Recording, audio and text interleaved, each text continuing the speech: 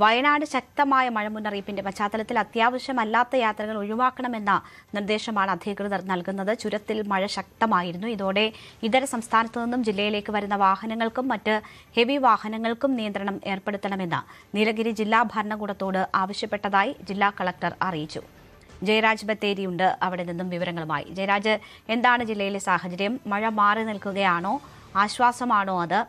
വരും ദിവസങ്ങളിൽ മഴ പെയ്യും ശക്തമായി എന്ന മുന്നറിയിപ്പുകളുണ്ട്. എന്തൊക്കെ ഒരുക്കങ്ങളാണ് ജില്ലയിലുള്ളത് ഈ ഘട്ടത്തിൽ? രേണുക, നിലവിൽ ഇന്ന് വയനാട് ജില്ലയിൽ റെഡ് അലർട്ട് പ്രഖ്യാപിച്ചിട്ടുണ്ടെങ്കിൽ പോലും ഇവിടെ കാര്യമായ മഴ പെയ്യുന്നില്ല എന്നുള്ളൊരു ആശ്വാസമാണ് ഇപ്പോൾ നമുക്ക് പറയാനുള്ളത്. രാവിലെ ഒന്ന് രണ്ടിടങ്ങളിൽ ചെറിയ രീതിയിൽ മഴ പെയ്തിരുന്നു. പക്ഷെ അല്പനേരത്തിന് ശേഷം തന്നെ മഴ നിൽക്കുന്ന ഒരു അവസ്ഥയുമാണ് ഉണ്ടായത്. എന്തായാലും പറയത്തക്ക രീതിയിലുള്ള മഴ ഇന്ന് ഇല്ല. അതുകൊണ്ട് തന്നെ ഇന്ന് റെഡ് അലർട്ട് പ്രഖ്യാപിച്ചതുകൊണ്ട് തന്നെ ഇവിടുത്തെ വിദ്യാഭ്യാസ സ്ഥാപനങ്ങൾക്കൊക്കെ അവധിയാണ്.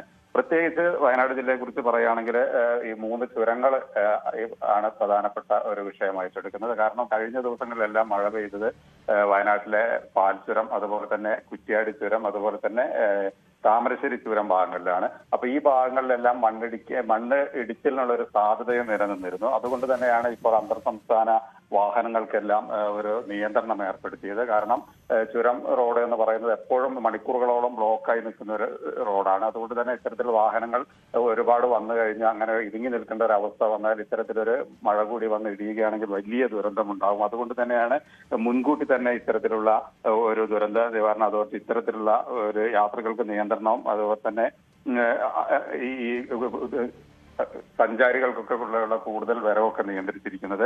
ഒരുപക്ഷെ ഇന്ന് മഴയില്ലെങ്കിലും വരും ദിവസങ്ങളിൽ, അതായത് 6, 7, 8, 9 തീയതികളിൽ ശക്തമായ മഴ പെയ്യുമെന്നുള്ള ഒരു മുന്നറിയിപ്പ് ഉള്ളത് കൊണ്ട് തന്നെ ഒരു മുൻധാരണ എന്ന രീതിയിലാണ് ഈ എല്ലാ നിയന്ത്രണങ്ങളും ഇപ്പോൾ ഇവിടെ നടക്കുന്നത്.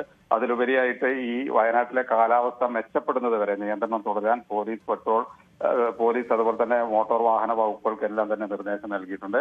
അതുപോലെ തന്നെ കർണാടക, തമിഴ്നാട് ഭാഗങ്ങളിൽ നിന്നാണ് കൂടുതലും വലിയ ഹെവി വാഹനങ്ങൾ വരുന്നത്. നീലഗിരി ജില്ലാ കളക്ടർക്ക് ഇതുമായി ബന്ധപ്പെട്ട് നിർദ്ദേശം നൽകിയതായിട്ടാണ് നമുക്കറിയുന്നത്. അതുപോലെ തന്നെ കഴിഞ്ഞ ദിവസം 10ഓളം ദുരിതാശ്വാസ ക്യാമ്പുകളാണ് പ്രവർത്തിച്ചിരുന്നത്. അതിൽ 112 കുടുംബങ്ങൾ ഉണ്ടായിരുന്നു. പക്ഷേ ഇന്ന് ക്യാമ്പുകളുടെ എണ്ണം കുറഞ്ഞിട്ടുണ്ട്. ഇന്ന് ജില്ലയിൽ 4 ക്യാമ്പുകൾ മാത്രമാണ് പ്രവർത്തിക്കുന്നത്. അത് മാനന്തവാടി ഭാഗത്ത് 3, അതുപോലെ തന്നെ സുൽത്താൻ ബത്തേരി ഭാഗത്ത് 3 ക്യാമ്പുകളാണ് പ്രവർത്തിക്കുന്നത്. ക്യാമ്പുകളിലുള്ള ആളുകളെല്ലാം വീട്ടിലേക്ക് മടങ്ങുന്ന ഒരവസ്ഥയാണ് കാണുന്നത്. എന്തായാലും വരും ദിവസങ്ങളിൽ കൂടുതൽ മഴയുണ്ടാകും എന്നുള്ള ഒരു ജാഗ്രത തന്നെയാണ്, അല്ലെങ്കിൽ അതിനുള്ള ഒരു നിയന്ത്രണങ്ങൾ തന്നെയാണ് ഏർപ്പെടുത്തിയിട്ടുള്ളത്.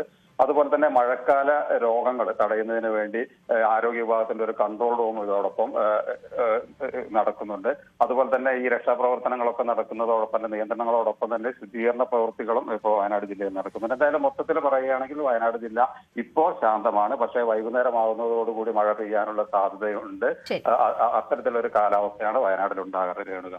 ശരി, ജയരാജ് ബത്തേരിയാണ് വയനാട്ടിൽ നിന്നുമുള്ള വിവരങ്ങൾ നൽകിയത്. എന്തായാലും മഴ മുന്നറിയിപ്പുകൾ തുടരുകയാണ്. ജാഗ്രത വേണം.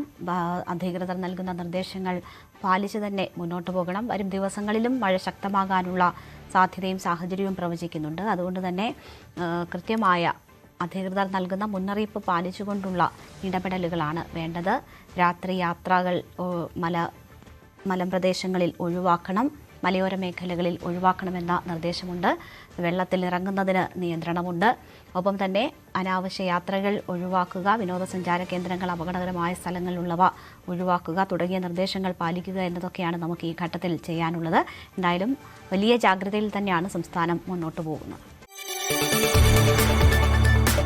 കൂടുതൽ വാർത്തകൾക്ക് news 18 Keralam YouTube channel subscribe ചെയ്യുക.